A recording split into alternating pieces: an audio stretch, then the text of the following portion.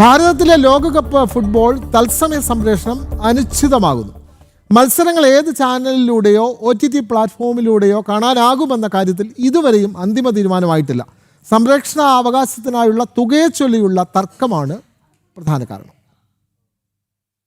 തർക്കങ്ങൾ പരിഹരിക്കാൻ ഫിഫയുടെ media rights പ്രതിനിധികൾ ഭാരതത്തിലെത്തിയിട്ടുണ്ട്. പ്രതിസന്ധി മറികടക്കാൻ ഭാരതത്തിലെ പ്രമുഖ മാധ്യമ കമ്പനികളുമായി ഇവർ നേരിട്ട് ചർച്ചകൾ നടത്തും. കഴിഞ്ഞ ആഴ്ച ചൈനയിലെ പൊതുമേഖലാ മാധ്യമ ഗ്രൂപ്പുമായി ഫിഫ വിജയകരമായി കരാറിലെത്തിയിരുന്നു. എന്നാൽ ഏഷ്യയിലെ മറ്റൊരു പ്രധാന വിപണിയായ ഭാരതത്തിൽ ഇതുവരെ കരാർ ഉറപ്പിക്കാനായിട്ടില്ല. രാജ്യത്തെ ഏറ്റവും വലിയ വിനോദ മാധ്യമ ശൃംഖലയായ റിലയൻസ് ഡിസ്നിയുമായി ഫിഫ പ്രതിനിധികൾ ഇതിനോടകം പലവട്ടം ചർച്ചകൾ നടത്തിയെങ്കിലും തുകയുടെ കാര്യത്തിൽ ഒത്തുതീർപ്പിലെത്താൻ സാധിച്ചിട്ടില്ല. വിപണിയിലെ മറ്റൊരു പ്രമുഖരായ സോണി നെറ്റ്വർക്ക് ആകട്ടെ നിലവിൽ ഈ ചർച്ചകളിൽ നിന്ന് പൂർണ്ണമായി വിട്ടുനിൽക്കുകയാണ്. അതേസമയം ഈ വർഷത്തെ ലോകകപ്പ് മത്സരങ്ങൾ ദൂരദർശനിലൂടെ സൗജന്യമായി കാണാമെന്ന തരത്തിൽ സോഷ്യൽ മീഡിയയിലടക്കം പ്രചരിച്ച വാർത്തകൾ കേന്ദ്ര വാർത്താ വിതരണ മന്ത്രാലയം ഔദ്യോഗികമായി തള്ളി. സംപ്രേക്ഷണാവകാശത്തിനായി ഫിഫയുമായി ഇനി യാതൊരുവിധ ചർച്ചകൾക്കുമില്ലെന്ന് ദൂരദർശൻ അധികൃതർ വ്യക്തമാക്കിയിട്ടുണ്ട്. ഏതാണ്ട് 500 കോടി രൂപയാണ് സംപ്രേക്ഷണ അവകാശത്തിനായി ഫിഫ ആവശ്യപ്പെടുന്നത്. ഇത്രയും വലിയ തുക പൊതുമേഖലാ ചാനലായ ദൂരദർശന് താങ്ങാൻ കഴിയുന്നതിലും അപ്പുറമാണെന്നാണ് വിശദീകരണം. DD സ്പോർട്സ് ചാനലിലും സർക്കാരിന്റെ പുതിയ OTT പ്ലാറ്റ്ഫോമായ വേവ്സിലും മത്സരങ്ങൾ തത്സമയം ലഭ്യമാകുമെന്ന പ്രചരണങ്ങൾ അടിസ്ഥാനരഹിതമാണെന്ന് ഇതോടെ വ്യക്തമായി.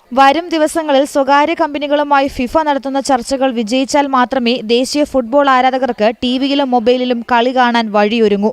സ്പോർട്സ് ഡെസ്ക്, ജനം.